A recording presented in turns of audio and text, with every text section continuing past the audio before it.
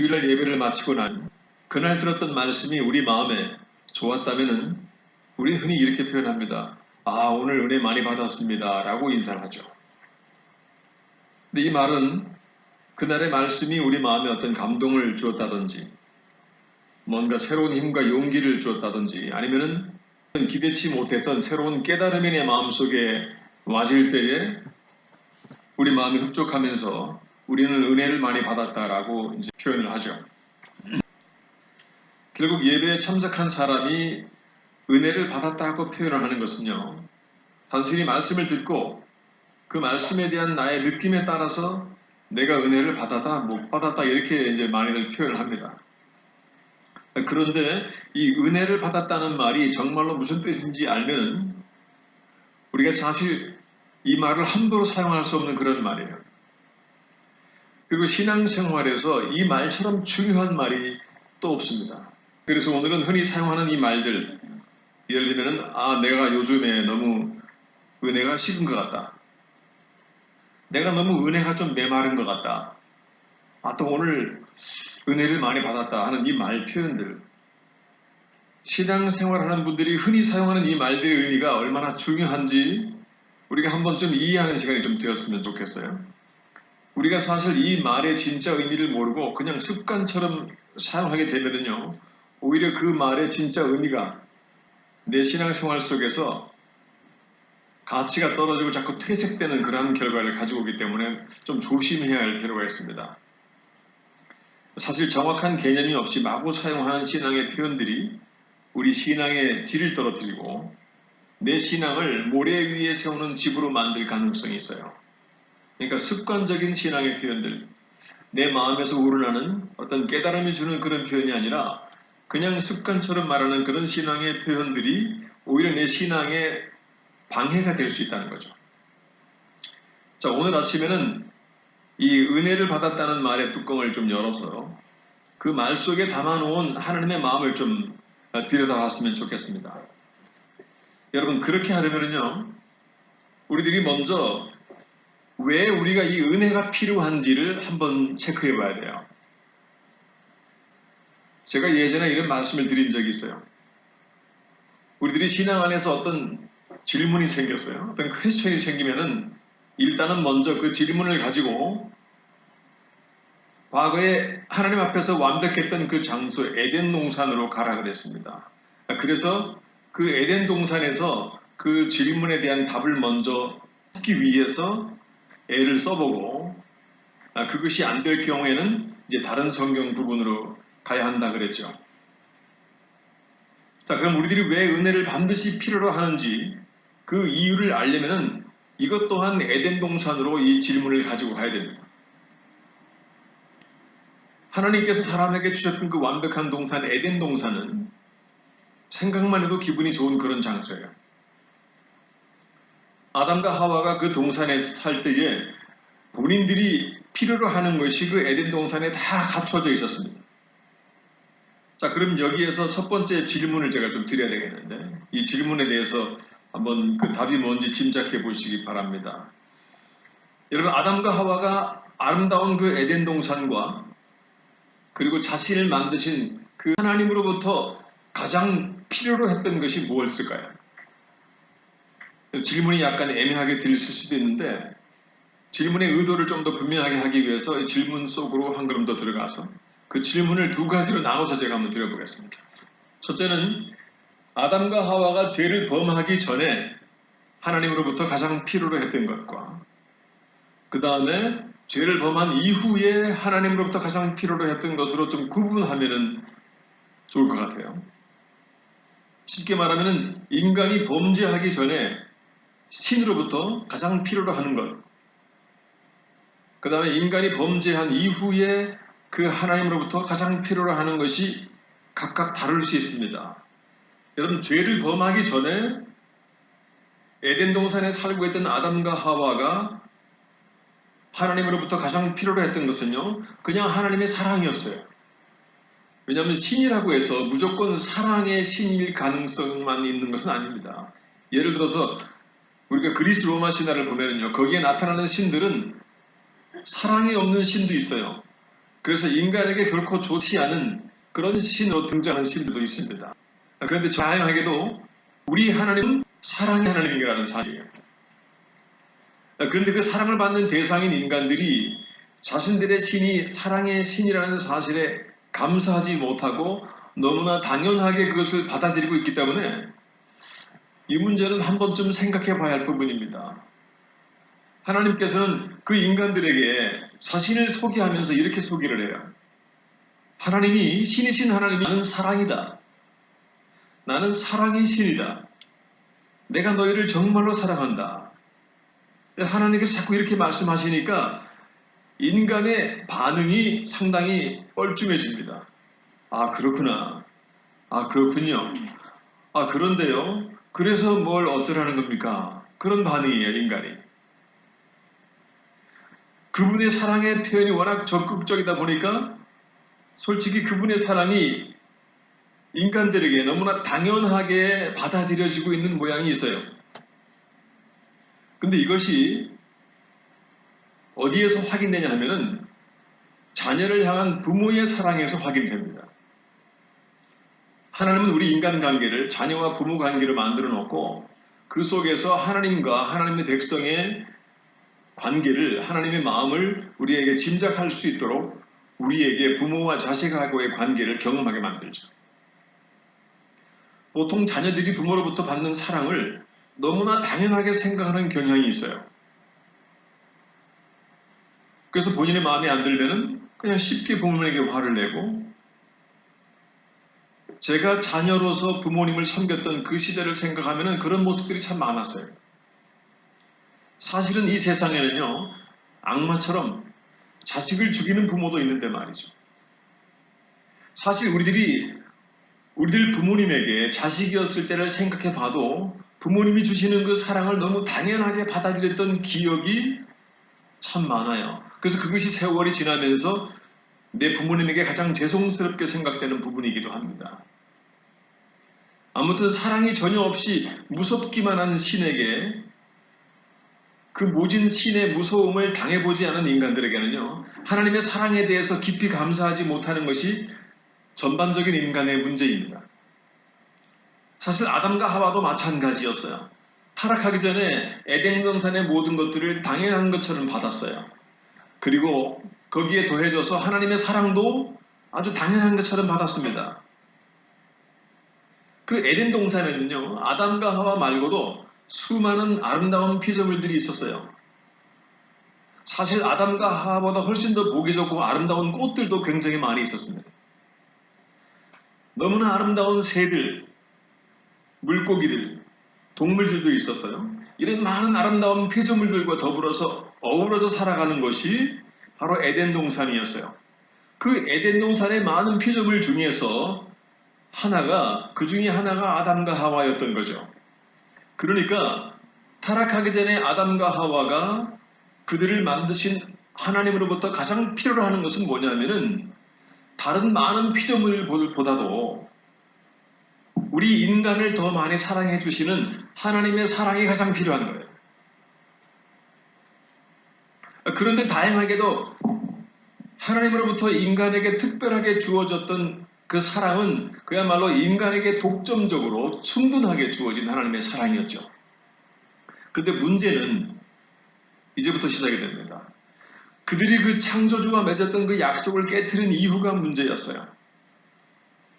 여러분, 하나님은 사랑의 신이지만은 인간이 당신과의 약속을 지키는 범위 내에서만 그분의 사랑이 유지가 될 것이라고 미리 인간에게 경고를 했던 바가 있었습니다. 다시 말해서 약속을 어기는 그 순간에 그들은 에덴 동산에서 하나님의 사랑도, 에덴 동산도, 영원한 생명도 모두 다 잃어버리게 된다는 사실을 그들은 기억해야 돼요. 그렇기 때문에 아담과 하와가 그 약속을 잘 지킬 때에는 그 하나님으로부터 그냥 사랑만 필요로 했지만은 그들이 약속을 깨트린 이후에는 또 다른 것이 필요로 한 것입니다. 사랑의 하나님은 이제는 더 이상 사랑보다는 인간과 맺었던 그 약속을 지켜야만 되는 무서운 하나님으로 그들 앞에 나타나셔야만 되는 거예요. 왜냐하면 상이라고 하시면요, 약속을 지킬 때에만 그 상이 의의가 있기 때문이에요. 이제 약속을 깨뜨렸기 때문에 지금까지 주어졌던 하나님의 사랑은 그들에게 이제 더 이상 유지되거나 의미가 없어요. 여러분, 신랑 신부가 결혼을 할 때에 일가 친척들을 초대해 놓고 그들이 서로 사랑하기 때문에 결혼한다는 사실을 증명하기 위해서 그 많은 사람들 앞에서 하는 한 가지의 행동이 뭔지 아십니까? 서로 약속하는 거잖아요. 신부는 신랑을 맞이해서 이렇게 하겠느냐라고 약속을 해요. 또 신랑은 신부를 맞이해서 이렇게 하겠느냐고 약속을 합니다. 그런데 세월이 지나면서요, 그 약속이 깨지는 순간에 사랑도 같이 깨어지더라는 사실이죠. 마찬가지로 인간이 하나님과의 약속을 깨뜨리는 그 순간에 그들을 향한 하나님의 사랑을 무시하고 그 사랑을 깨뜨리는 거나 마찬가지입니다. 자, 그렇다면 그 약속이 깨어진 이후에 불가피하게 심판하시는 무서운 하나님으로부터 그들이 절실하게 필요로 하는 것이 뭘까요? 타락하기 전에 인간은 창조주 하나님으로부터 그냥 사랑이 필요했어요. 그러나 타락한 이후에, 약속을 깨뜨린 이후에, 그들이 하나님의 사랑을 깨뜨린 이후에 그들이 하나님으로부터 필요로 한 것은 바로 은혜입니다. 은혜. 은혜가 아니면 아무런 희망이 없어요. 그렇기 때문에 우리들이 항상 들었던 것처럼 그 은혜가 우리에게 희망이고 생명이고 우리의 삶, 신앙의 전체인 것입니다. 그래서 은혜라고 하는 것은 우리가 들었던 것처럼요, 사랑받을 자격을 잃어버린 사람에게 그럼에도 불구하고 지속적으로 유지되는 사랑, 그것이 바로 은혜인 것입니다. 사랑을 깨뜨린 자들에게 그래도 하나님이 지속적으로 그 사랑을 유지해주는 그 사랑을 우리는 은혜다라는 단어로 표현하는 거예요. 바로 이것이 사랑의 하나님의 은혜라는 것이죠. 사랑받을 자격을 잃어버린 자들에게 주어지는 새로 시작되는 사랑, 그 이전의 사랑보다도 훨씬 더 깊고 넓어야만 그들을 사랑해낼 수 있는 바로 그 새로 시작된 그 사랑, 그 이전의 사랑보다도 더 커야만 하는 그 사랑을 우리는 은혜라는 단어로 표현하는 거예요. 결국 타락하기 전에 아담과 하와에게는요, 하나님의 사랑만 필요했지만은 죄인이 되어버린 아담과 하와에게는 하나님의 은혜가 절실하게 필요한 거예요. 그것이 그들의 후손인 우리들에게도 바로 그대로 적용이 되는 거죠. 그래서 우리는 절대적으로 하나님의 은혜로 구원을 받았다고 말하는 것입니다. 결국 이 땅의 모든 죄인들에게는요, 하나님의 사랑이 필요한 것이 아니라 그 새로 시작된 사랑, 하나님의 은혜라는 이름의 사랑, 하나님의 은혜라는 이름의 사랑이라는 표현이 굉장히 중요합니다. 그렇기 때문에 신앙인들의 삶에서 가장 중요한 단어가 은혜일 수밖에 없는 거예요. 그래요. 우리가 지금 왜 새로 시작된 은혜라는 사랑에 대한 설명을 계속 지금 하고 있는가 하면은 말씀 속에서 우리 신앙인들이 흔히 하는 말, 오늘 은혜를 많이 받았어. 내 은혜가 식었다.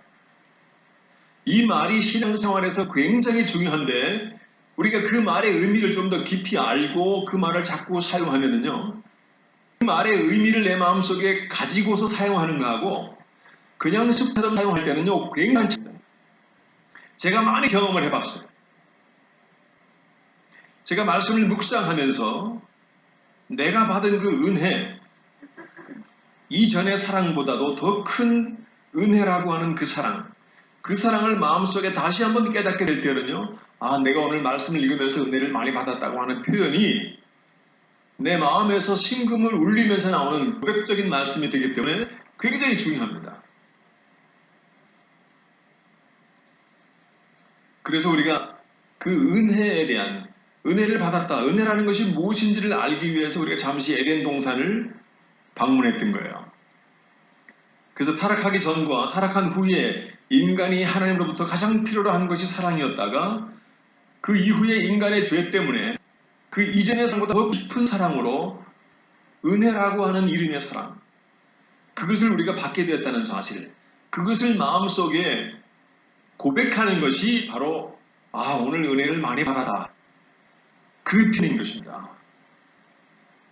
자, 그렇다면 은혜를 많이 받았다고 하는 말의 의미 속으로 한번 들어가야 돼요. 우리가 은혜를 받았다는 말의 정의가, 은혜를 받기 위해서 첫 번째 단계는요, 자신이 하나님 앞에서 얼마나 자격이 없는 존재인지, 우리가 하나님의 사랑을 깨뜨렸다는 사실, 우리의 죄 때문에 우리를 향하신 하나님의 사랑이 이미 깨어졌다는 그 사실, 그래서 내가 하나님의 사랑을 받을 자격이 없는 존재였다는 그 사실을 다시 한번 절실하게 느끼게 되는 그 과정이 내가 은혜를 받는 첫 번째 과정일 수밖에 없는 거예요. 그래서 사도 바울은 자기 자신이 어떤 존재인지를 자꾸 되새긴 거예요. 왜? 받은 은혜를 잃어버리지 않으려고. 우리들이 하나님의 말씀을 들으면서 나의 실체가 하나님 앞에 그분의 사랑을 받기에 얼마나 자격이 없는 존재인지를 깨닫게 된다면 그 시간이야말로 우리가 은혜를 받는 시간인 것입니다.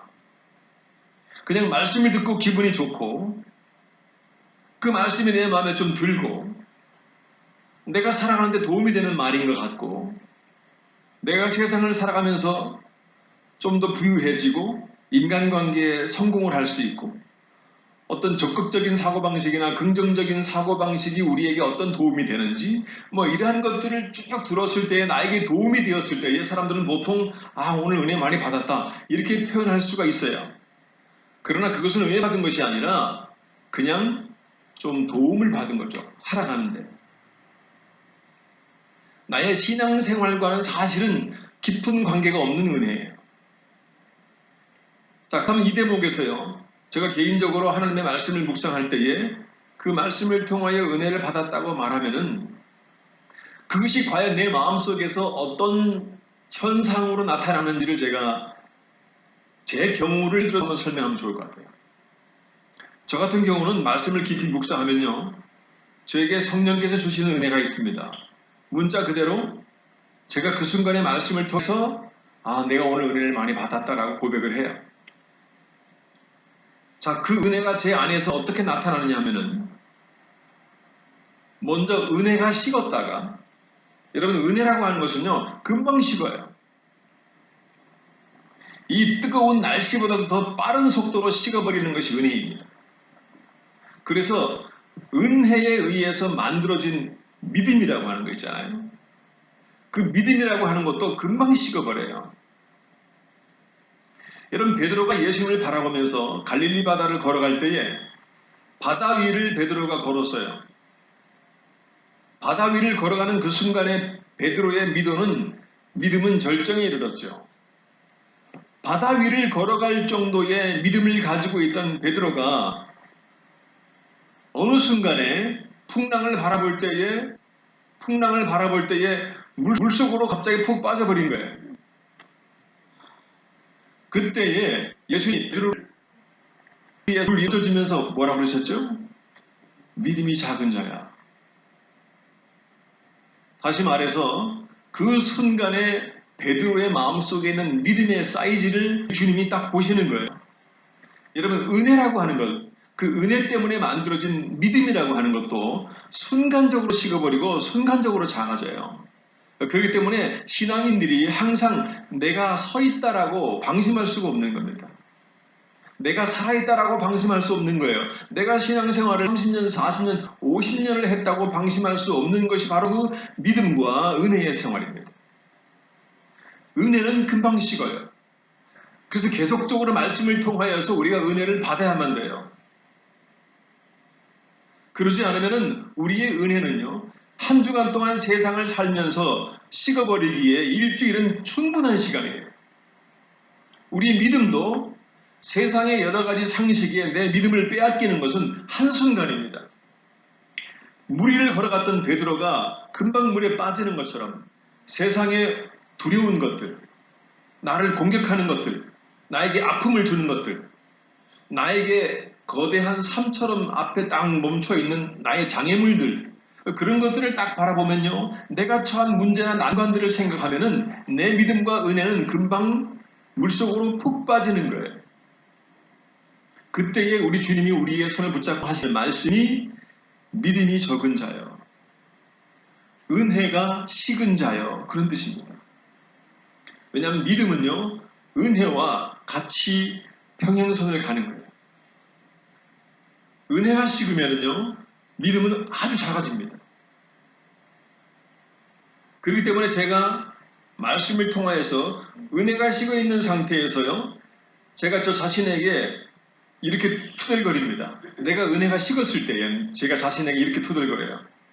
이것이 순전히 제 얘기인지 한번 체크해 주시기 바랍니다. 제가 저 자신에게 말해요. 넌 가까운 거를 한 일에 바쳤어.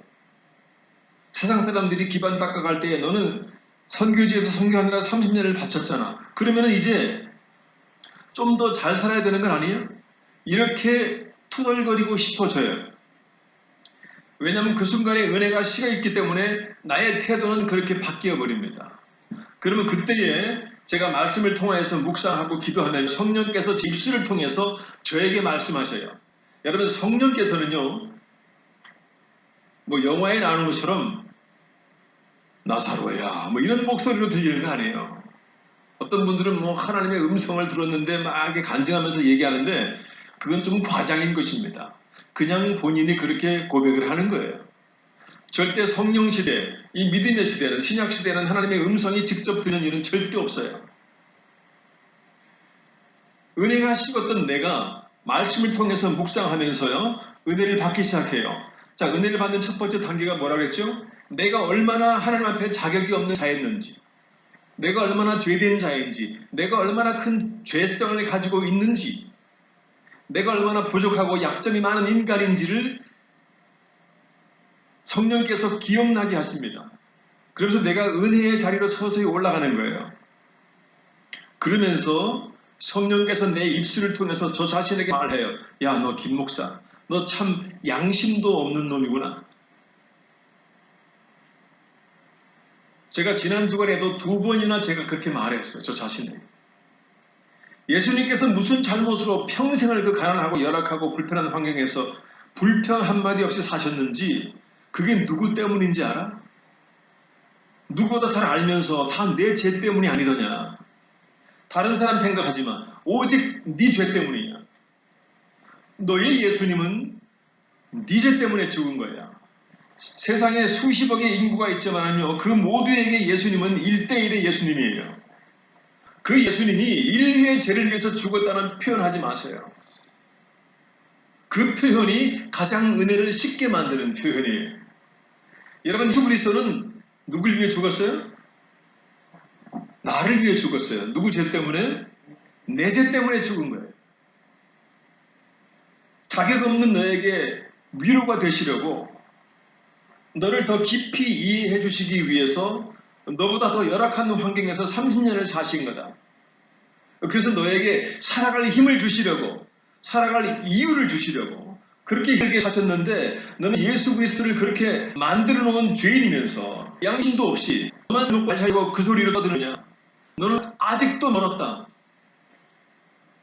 이것이 바로 제가 말씀을 묵상할 때에 제가 말씀을 통해서 은혜를 받은 거예요. 여러분, 은혜를 받았다는 것은요, 말씀을 통하여서 내가 원래 어떤 존재였는지, 정말 나의 자격 없음, 나 때문에 죽은 예수 그리스도가 절실하게 내 마음에서 깨달아지고 다시 한번 느껴지는 것이 은혜 받는 것이지 다른 것이 아닙니다. 저 자신의 자격 없음, 자신의 죄인됨, 그것 때문에 나타난 주님의 희생, 이것이 다시 한번 선명하게 내 마음속에 그려지는 것이 은혜를 받는 거예요. 그분의 고난의 세월, 그것을 다시 한번 정확하게 기억해내는 것, 그 순간이 성령의 도움으로 그것이 이루어지는 것이 바로 우리가 은혜를 받는 시간인 것입니다. 근데 대체적으로 은혜를 받았다고 하면요, 설교를 통해서 성공학을 강의하는 것 같은 그러한 설교들이 많아요. 적극적인 인간관계가 얼마나 우리에게 도움되는지 그걸 강의하는 시간이 많아요. 그리고 긍정적인 방법, 미국에 긍정적인 방법을 계속 외치는 교회가 있습니다. 제가 그 교회의 목사님하고 그 교회 이름을 말하지 않겠어요. 그 교회가 얼마 전에 다른 이단의 교회로 넘어갔어요. 여러분, 인간에게 긍정적이고 적극적이고 그런 방법으로 성공하는 방법은 참 중요하겠지만, 그러나 그것은 우리가 세상에 나가서 많은 곳에 가서 배울 수 있어요. 그러나 우리가 말씀을 통해서 알아야 하는 것은 나의 자격 없음과 나 때문에 당하신 그분의 희생과 내가 오늘 어떻게 어떤 희망을 가지고 살아가는 존재인지를 다시 한번 신앙 안에서 되새기게 되는 것이 바로 은혜를 받는 것입니다.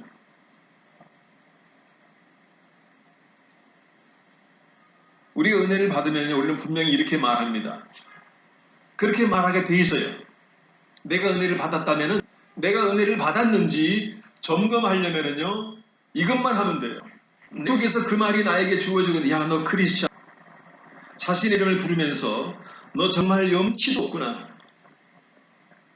너 때문에 아무 잘못 없는 예수님은 그렇게 힘들게 평생을 사시다가 결국에는 그 말할 수 없는 고통 속에서 죽으셨는데, 대체 너는 뭐 그리 잘나서 그 정도만 가지고 절망하고 그 정도 상황 가지고 좌절하고 그 정도 상황 가지고 가장 비참하다고 생각하고 그 정도 문제 가지고 금방 흥분하고 분노하고 어쩔 줄 몰라 하고 도대체 내 속에 예수 그리스도가 살아있기는 한 거냐? 그 말이 나와야 우리는 은혜를 받은 겁니다.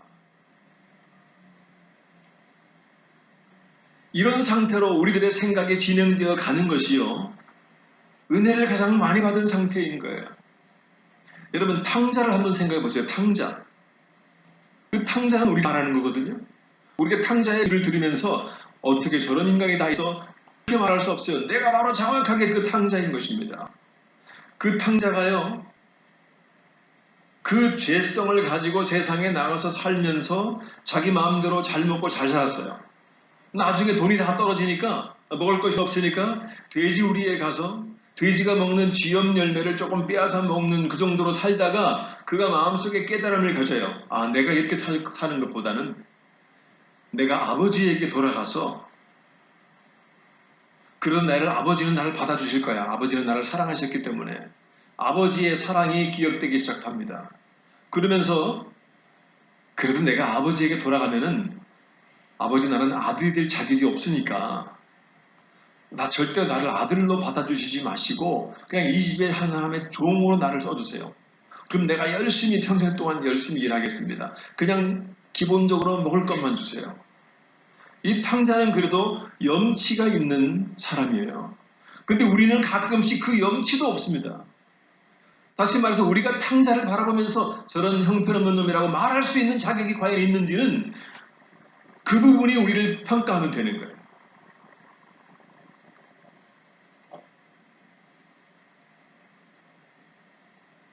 여러분, 예수님 하나님께서요, 이스라엘 백성에게 왜 율법을 주셨을까요?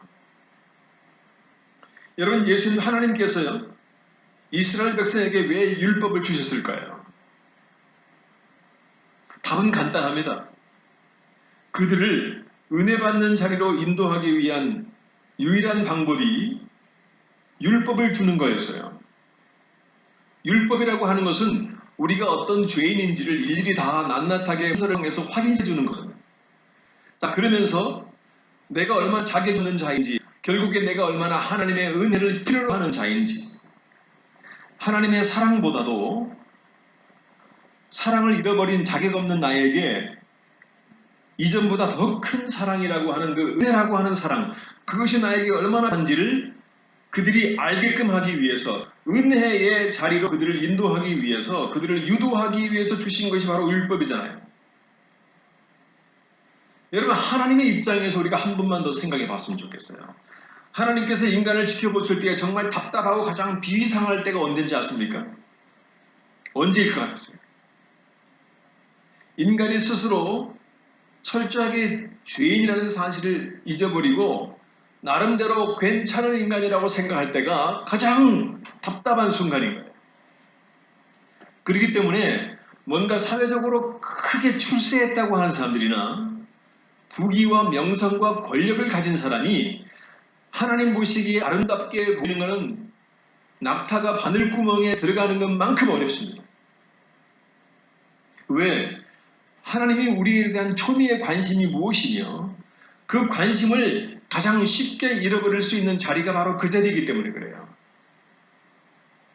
마치 자기는 괜찮은 인간처럼 자기는 그런대로 눈에 띄는 큰 범죄를 저지르지 않았기 때문에 자기는 그런대로 의로운 것처럼 생각하면서 사는 사람이 하나님 앞에서는 가장 우스운 존재인 거예요. 성경은 인간에 대해서 폭로합니다. 의인은 없나니 하나도 없다. 너희에게 선한 것이 없나니 죄 중에 너희가 잉태되었으니. 여러분, 인간이 죄를 많이 지어서 죄인인 거 아니잖아요. 우리는 죄인으로 태어났기 때문에 죄를 지을 수밖에 없는 희망이 없는 존재인 거예요.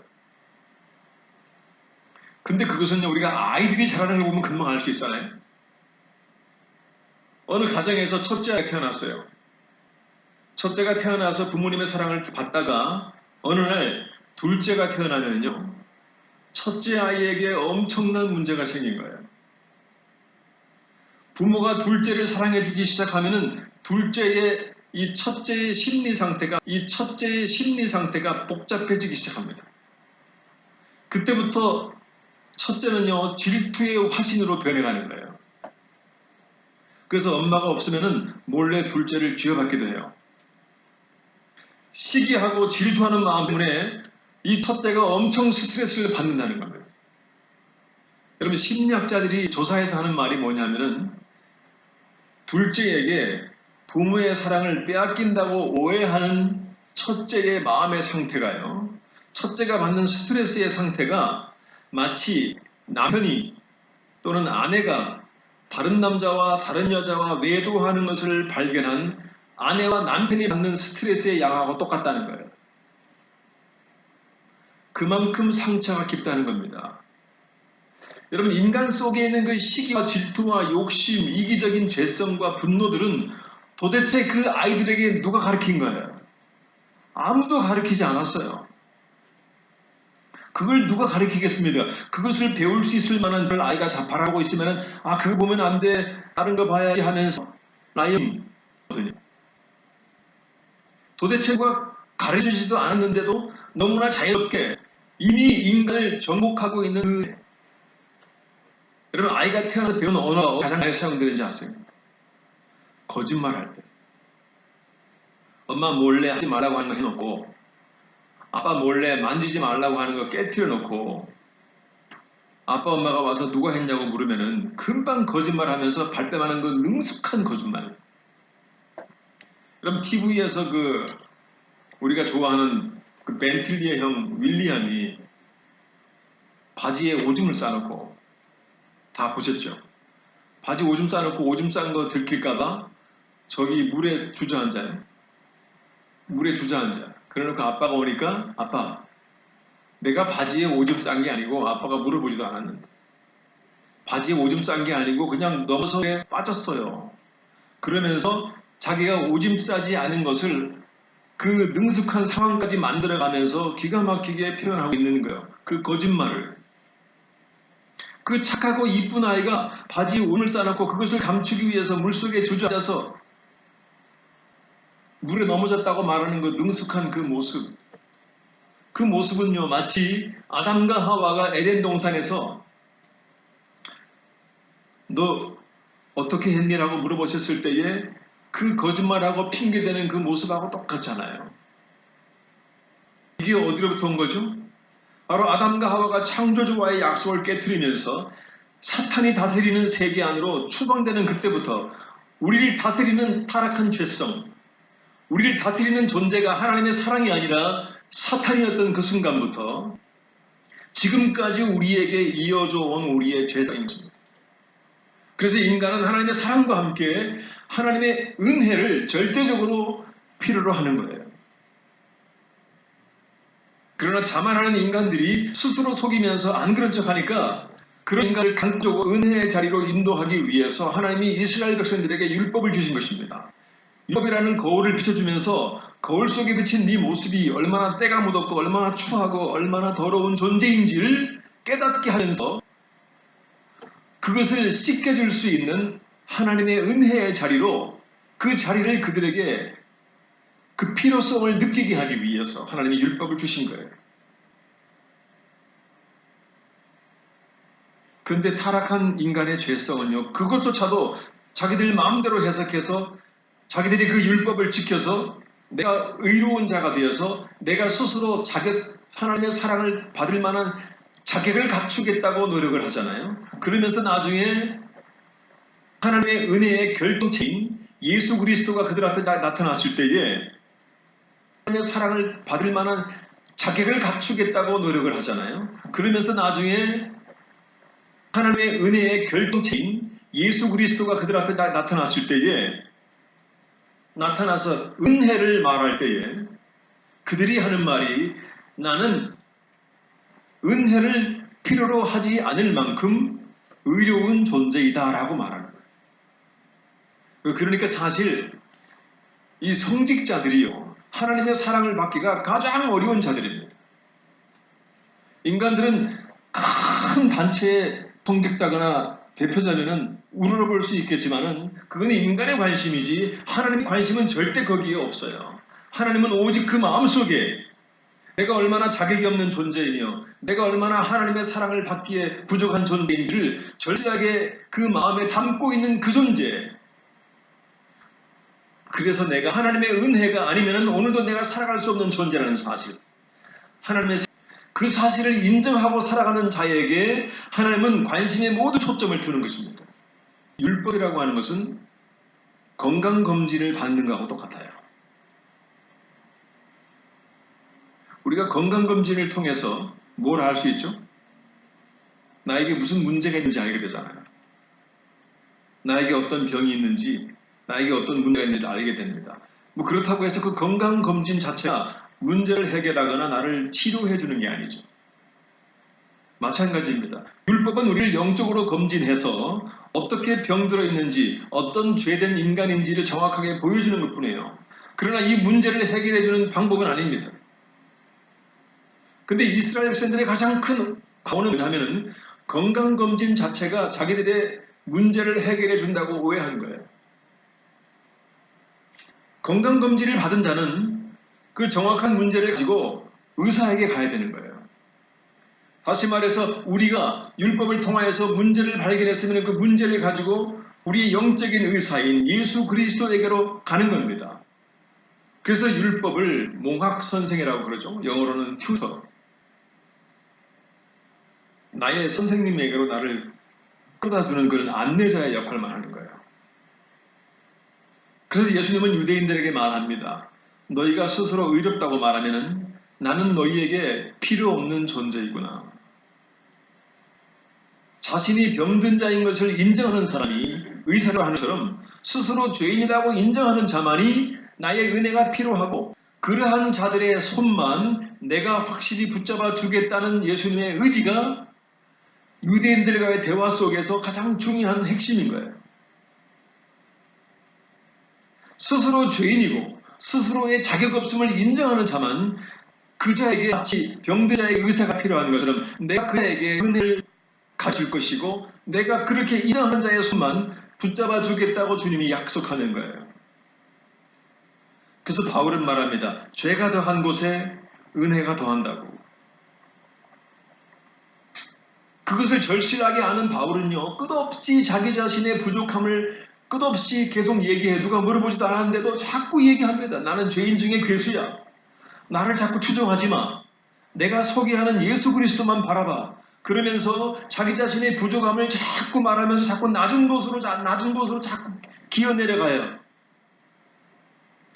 그래서 그가 가장 행복했던 순간이 정말 냄새나고 바퀴벌레가 득실득실하고 냄새나는 지하 감옥에 갇혔을 때에 사도 바울은 가장 행복했어요. 하나님의 은혜를 모르면요, 인간의 마음속에 절대적으로 불가능한 영적인 상태입니다. 그래서 우리가 은혜를 받아야 하는 이유는 우리의 부족함과 자격 없음이 은혜 때문에 오히려 더 큰 힘과 희망과 하나님의 사랑의 대상으로 만들다는 사실을 알게 되는 겁니다.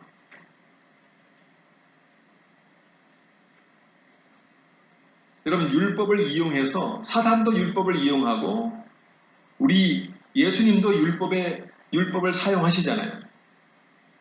사단은 율법의 거울에 우리를 부족했던 과거의 기억을 자꾸 비춰요. 그래서 우리의 죄를 송사하고 우리의 약점을 자꾸 들추고 우리의 부족한 부분들을 율법의 거울에서 자꾸 나타나게 만들어요. 그래서 그 결과로 좌절하게 만듭니다.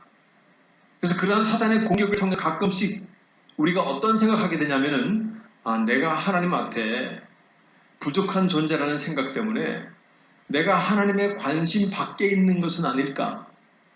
그렇게 그 의심의 안개를 내 마음속에 쫙 뿌리죠. 그러면서 은혜가 식어지고 믿음이 식어지게 만드는 거예요. 그런데 똑같은 율법이라는 거울을 이용해서 하나님도 똑같이 우리의 부족함을 비춰줘요. 나의 약점과 나의 과거의 허물과 나의 연약함과 나의 부족한 부분을 들줍니다.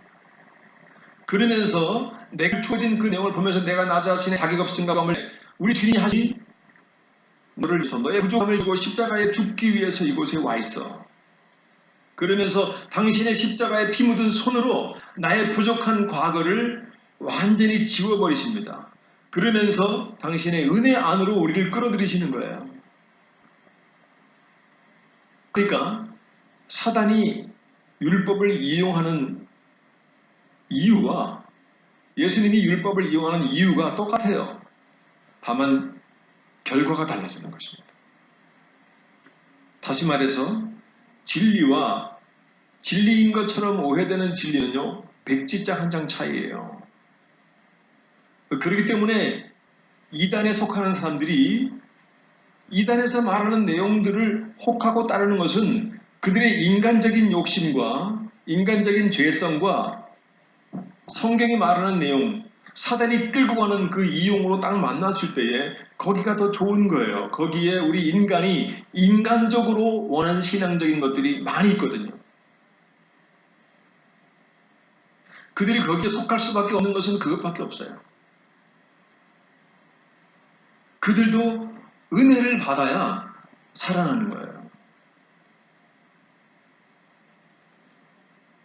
그 신천지의 이만이라고 하는 교주가 은혜를 받으면요, 하늘 앞에 납작 엎드려서 눈물을 흘리고 통에 자복하면서 펑펑펑 울 수밖에 없는데 그가 성경을 많이 알고 있지만은 절대 은혜를 받지 못하고 있는 거예요. 그러니까 자기가 예수님이 되어서 사람들에게 은혜를 베풀고 있는 거예요. 근데 그 사람들은 그 은혜를 먹으려고 거길 가는 거예요. 왜? 그들도 뭔가 은혜를 필요로 하니까. 당장에 눈에 보이는 은혜, 손에 닿는 은혜가 그것이 더 그들은 좋은 겁니다. 우리 예수님께서 오직 우리에게 원하시는 것은 내가 너무 허물과 부족함을 가지고 있어서 그러나 대신 다 감당해 주시겠다고 우리에게 말씀하시면서 너 자신의 부족함과 죄성과 연약함, 그 허물, 그거를 인정만 하라는 거예요. 인정만.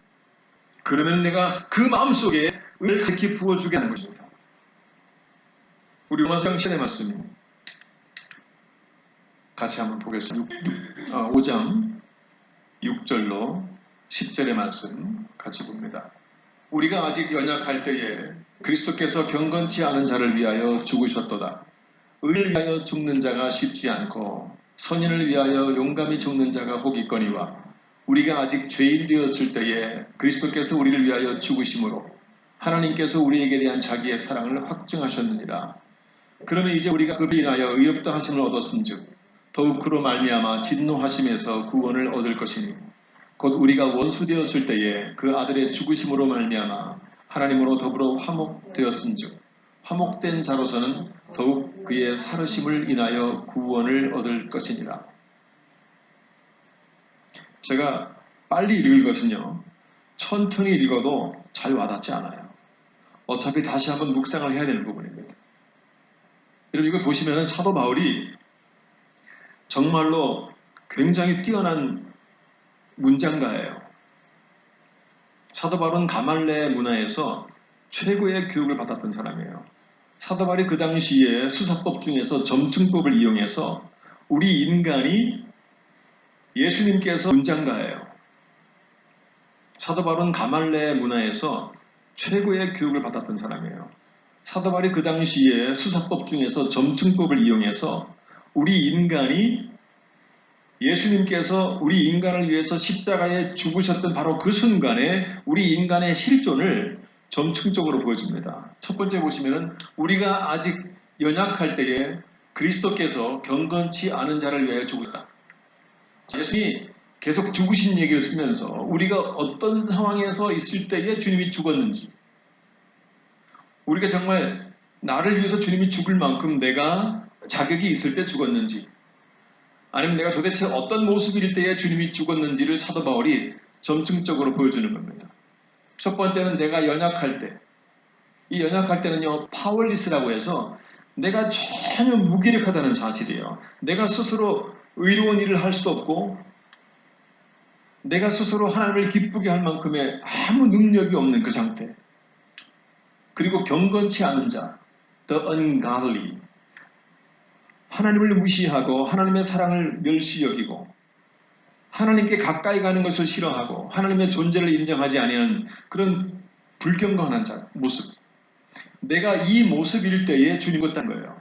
그럼 7절 8절에 보니까 우리가 아직 죄인 되었을 때에 그리스도께서 우리를 위하여 죽으셨다. 여기는 죄인이에요.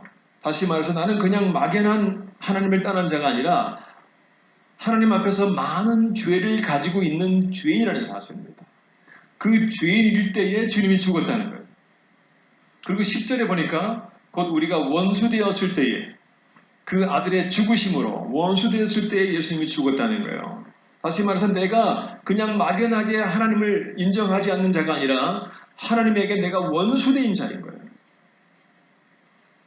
우리의 실제 모습, 나를 위해서 예수님이 십자가에 죽는 그 순간에 나의 실제 모습을 사도 바울은 정확하게 우리에게 표현해주고 있는 거예요.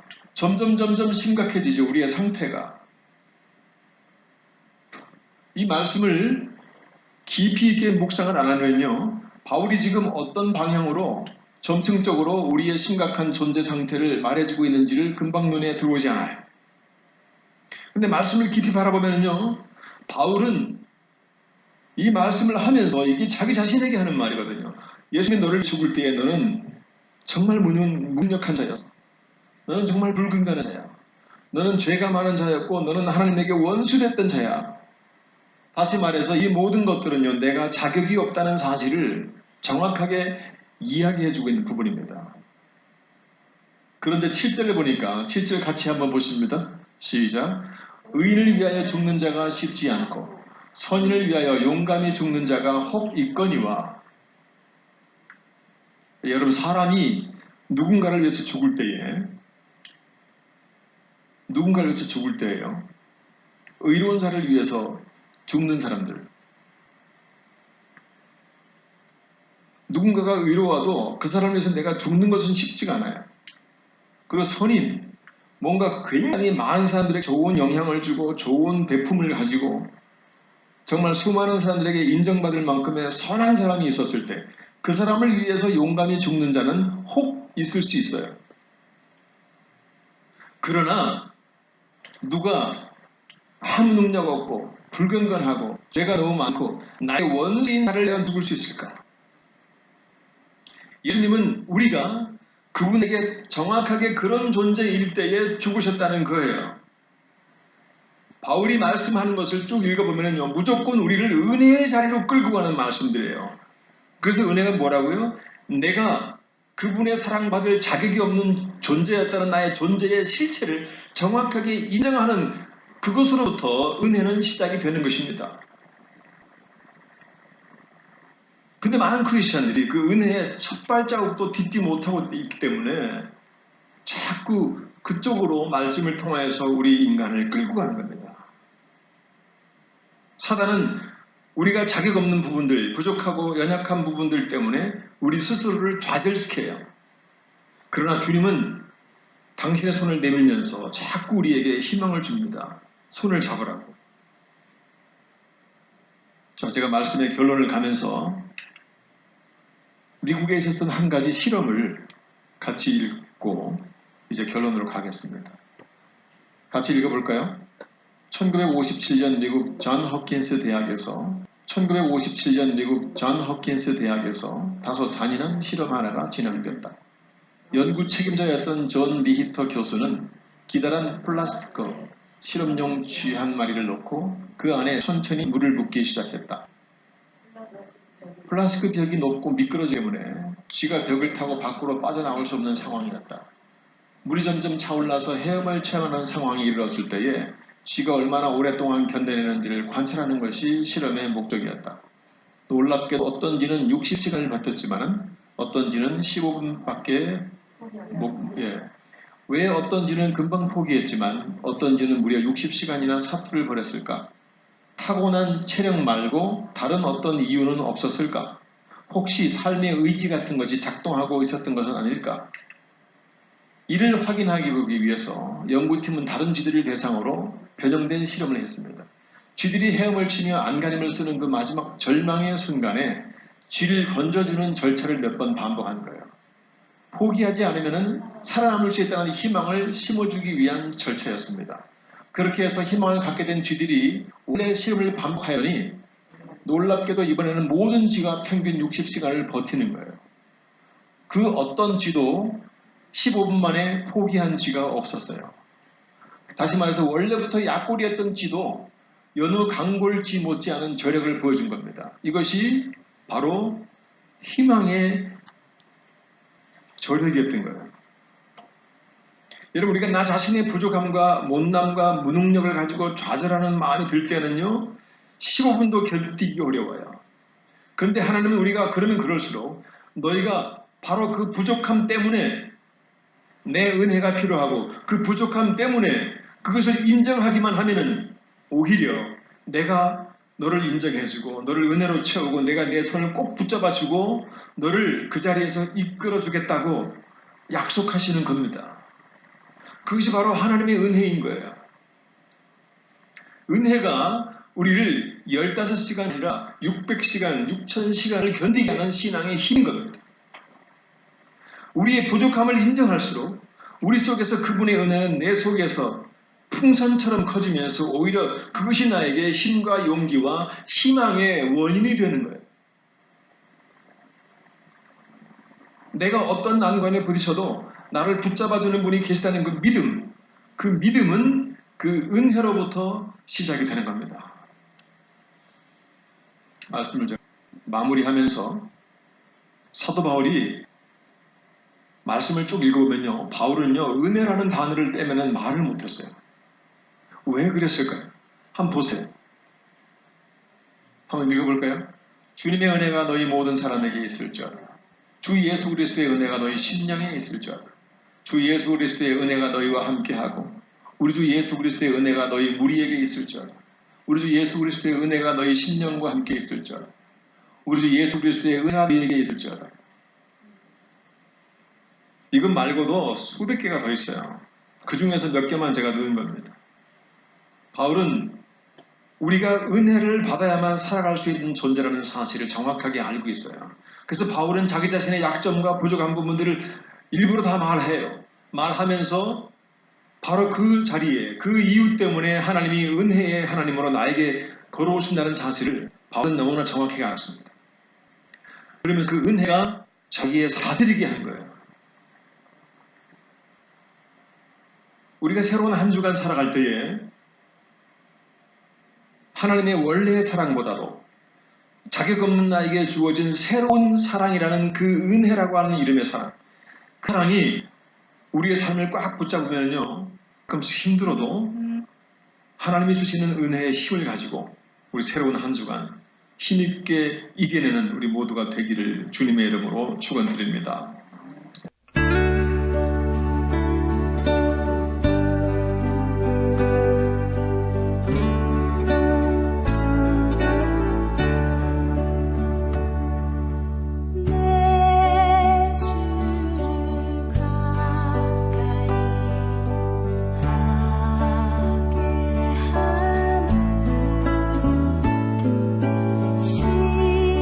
십자가 진